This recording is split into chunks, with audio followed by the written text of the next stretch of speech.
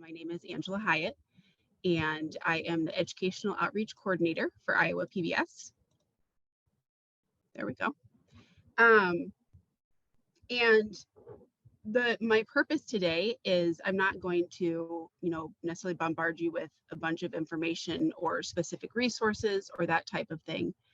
But I do want to kind of just place a little bug in your brain that who we are and what we do, and ultimately that all of our services and resources are free. So all of our staff on our team at Iowa PBS in the education department, we're all former educators or education specialists. We have some folks that went into curriculum design and that sort of thing. And then we have folks like myself that started in the classroom. I spent some years there. And then once I had my graduate degree in teacher leadership, I took this position about 9 years ago. So the good news is, and I think as a former educator, hopefully that also gives us a little bit of credit, is that most of us have been in the trenches, and definitely gave me my approach of I'd rather not waste your time with a bunch of slides. Okay, so this is actually me just a few weeks ago. One of the many things that we do. So we help out teachers, and we also help out families, and we help out communities, and that can look like a variety of things. So this particular day, I was helping the Altoona Public Library. They were doing a coding theme and then different STEM themes throughout the summer. So this was a story time, and then we followed it up with exploring our senses, and then a wildcrafts activity. But really, when people ask me specifically, what do I do? It reminds me a lot of teaching, in the sense that it is whatever needs to be done. The bottom line is there are hundreds of PBS stations around the US, and they all create educational content, and we all share the educational content. And then my job is to figure out what content is out there that would be the best fit and the most meaningful for any given situation, and then to deliver that content or create an activity around it or whatnot. So we do a lot of things. So as far as educators and staff go, we provide customized trainings for staff. So I've had schools that say we have, this cohort of science teachers, and maybe their school has early outs on Mondays for PD, and they said, can you come and just work with science teachers? Or can you come and just work with our third grade staff? And any request I can fulfill, and can definitely fill that time with some hands-on stuff. We also support classroom units of study with resources. So I often will have teachers that will reach out, and they will say, hey, we're going to be studying this particular topic, and I found some stuff online, but we also know what budgets are like. Is there anything that you can think of? And then I will curate a variety of resources, activities, things like that to support your unit. We also visit classrooms. So kind of like you saw with the library, but we also visit classrooms and bring in some of our STEM kits, things like that, and provide hands-on activities for your students. And that can be a great opportunity too, because it always seems to help when someone else comes in and does things with your students. But also we have access to a warehouse full of hands-on, some quite expensive STEAM activities that we can bring in and allow your kids to experience. We also have a STEAM trailer. If you have not seen it before, it is literally an enclosed trailer, and it is packed full of STEAM resources, all sorts of things, and anywhere can request it. Usually we will drop it off for about a week, and we'll drop it off in your school's parking lot. And for the whole week, you can just treat it like your own STEAM library, and you can take anything out and use it. And then at the end of the week, we return and we pick it up. We also provide booths at various family nights. So whether you have like a literacy night at your school or conferences, we are happy to come set up a booth and pass out resources and connect with families on ways they can extend the learning at home. And then we also provide at-home tips and resources to families and caregivers. So we have some schools that ask that we provide blurbs or links or like current events, relevant type resources to go home in newsletters or a sheet in a backpack or something like that. So like I said, I really truly cannot list all of the resources I have before. Made longer presentations where it's slide after slide of this is what's out there. I think that is a better fit if you have a specific content area or group that wants a hands-on deep dive. But as the blurb for this presentation said, the feedback always ends up being, I just didn't know that much stuff was out there. There truly are thousands and thousands of resources. So as I saw that she had taken you to give you a sneak peek, that is one place that I do want to show you because almost all PBS stations have a kind of a requirement that the educational content that they make and then the supporting materials and resources, those get uploaded to PBS Learning Media. And it's kind of like the central hub for PBS resources. There is a teacher page login that has other features, and then there is, I'll show you, a student view as well.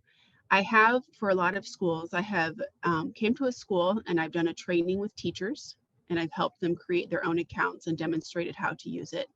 And then I've returned and set up in like the media center and had teachers bring their classes through, and I've helped their students set up accounts and modeled how can they receive assignments from their teacher and turn them back in through PBS Learning Media. So if it is something that you think your school might be interested in, we are happy to train with that at multiple levels. So what I'm going to do is I'm actually going to hop over there. So if you still have that page up, great. If you don't, if you would like to hop over to pbslearningmedia.org.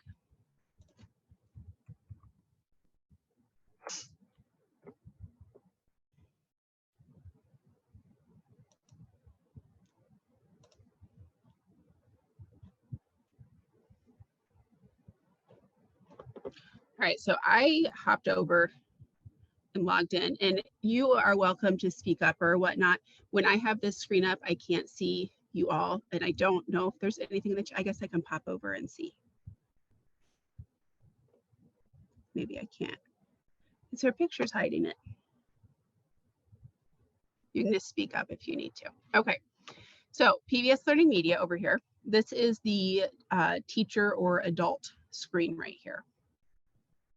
If you wanted to see what the student view looks like,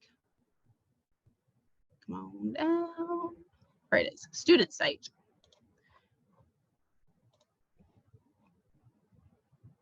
So now you can see up in the upper left-hand corner, it says PBS Learning Media for Students. And this also is available if your school or your students happen to have iPads, but this is what it looks like. So this code spot here, if you were to, on the teacher side, you can make assignments for your students and quizzes and all sorts of stuff. And for each of those, it creates a customized code attached to your assignment. And so your students would just enter the code right here, and it would take them straight to the assignment that you created for them. So the student side is similar, but of course it's not going to have all of the supported resources and that type of thing. So I hopped back over to the teacher version. It's the screen I'm back on here. And just to show you, you can search straight for resources here in this tab. You can also go into subjects. And I'm not going to read through all of those, but you can see that it covers every subject area. The professional development section is really well done as well. That's down here. You can see it covers different topics. You can also search by grade. I am going to give you a tip about if you search for grades in PBS Learning Media. So when any station, let's say Iowa PBS, we go to upload a 5-minute clip and some supporting resources. And according to Iowa standards, we say, oh, that should be great for 5th grade. So we mark 5th grade and we upload it.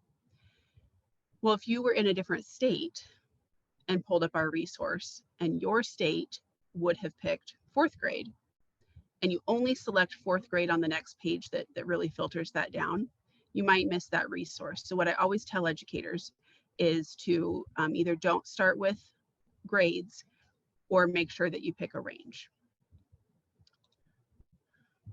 So down here, these are some of the current featured ones.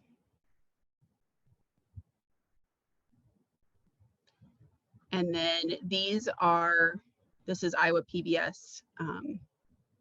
Customize owns this part. And then these are our own collections from Iowa PBS. So I'm just going to show you that filtering option that I was talking about. So let's say, type in edition. So you can see on the left-hand side, we can start to filter by grade.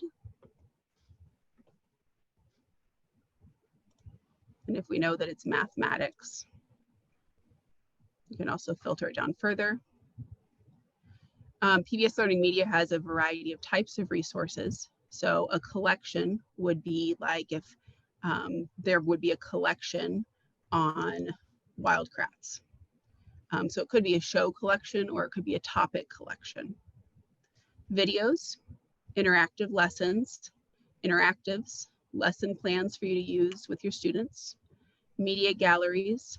There's our audios and images and documents and web pages. So you can filter if you're looking for a specific type of resource. You can also pick what language you're looking for. And then they focus on accessibility quite a bit as well if you have a specific need. And then a lot of resources that are on PBS Learning Media do have support materials that go with it. Or you can also, on some of these, you can also download it. So there are many, many, many ways to filter. I'm going to hop over to the dashboard real quick. So this is just my work account, various things I've made in here on my own dashboard. But I was going to show you on the left-hand side, they do have a lesson builder. These are assignments. A lot of times when I go to schools, I make pretend assignments for classes, often fun ones to teach them how to use this. So those assignments are from students across the state. And then when you go through and you look at resources, I'll go back and show you how to hit the favorite button. All your favorites show up in here, folders. You can also add a class. This works with Google Classroom, and build lessons. So there are places that I spend over an hour us just diving through PBS Learning Media. And like I said, I want to emphasize it's not an hour of slides because my goal whenever I do any training with teachers is I don't want them to say that could have been an email because I know what that's like. So when we hop back over, I'll just show you here. If we click on the first one, and let's say I like it. So then I would favorite it. And now it's in my favorites. And with PBS Learning Media, there are other things that you can do, like sharing the links with students. You can create a folder for the week and share it with parents, ways to support the students at home with home activities. There truly are so many things that you can do, but this would be definitely a first place to start your exploring would be PBS Learning Media. And then, yeah, so the last slide here to make sure you can see that in my email is also listed in this event as well, but would be to give me a shout out if there are resources that you're looking for or support. I'm going to hop back over so I can see your lovely faces. It's weird just staring at a screen without seeing you all.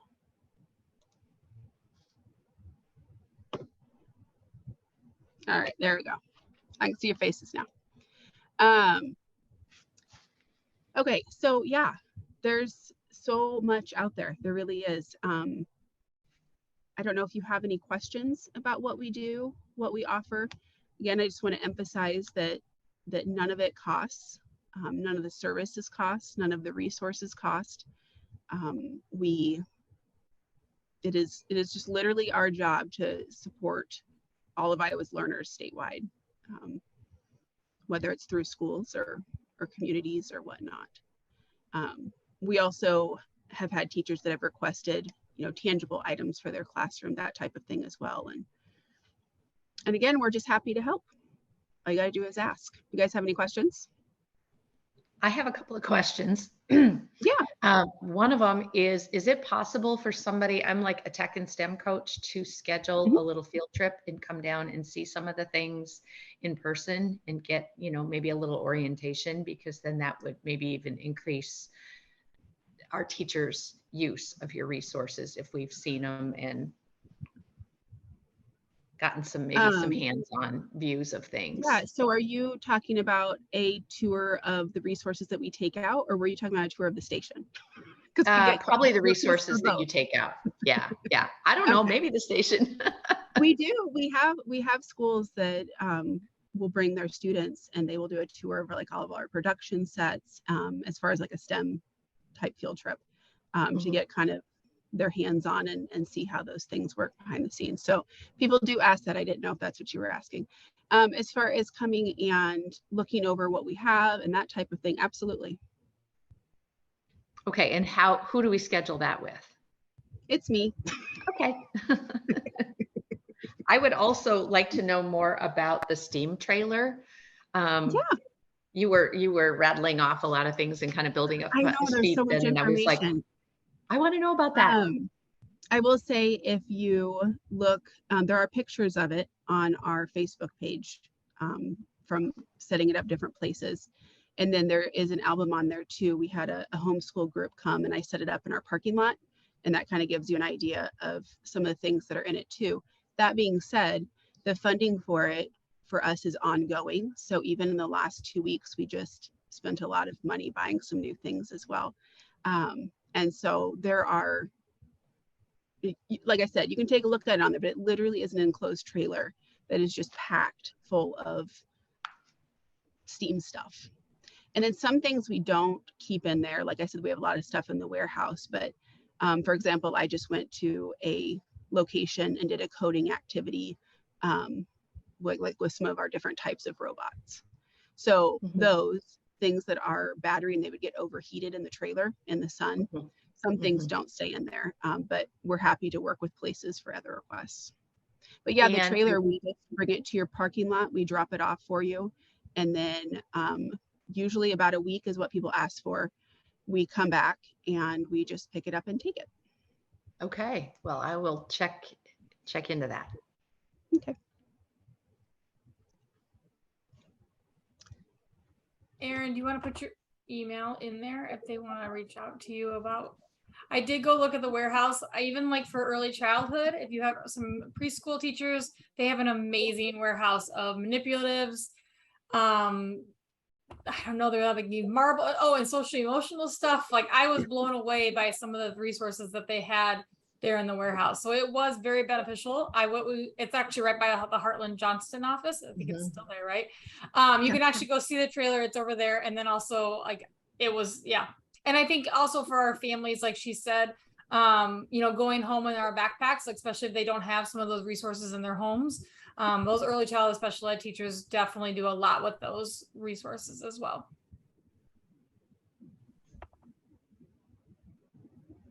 Yeah, we have, one of the ways too that we have supported some of those parents is, our brochures that we make, or our STEM activity books. We made literacy activity books, social emotional activity books, all those kinds of things. And so we've had some teachers that have said, can I get some classroom sets of these to stick in backpacks to send home for families? And then we always put my information in there as well, because if families would like some additional support. And I've had some families that then have reached out and said, hey, you know, my kiddo is a little bit behind maybe in reading. What could you pass along that would be some really great reading support for home? And we can work with them even if they say we don't have internet at home or we don't have a computer, we could still support them. Well, thank you so much, Erin, for sharing. I know we have some people outside of Iowa too. Is there any other support around how do you support other districts outside of Heartland, I meant? Oh, yeah, we're statewide. I travel all corners of the state.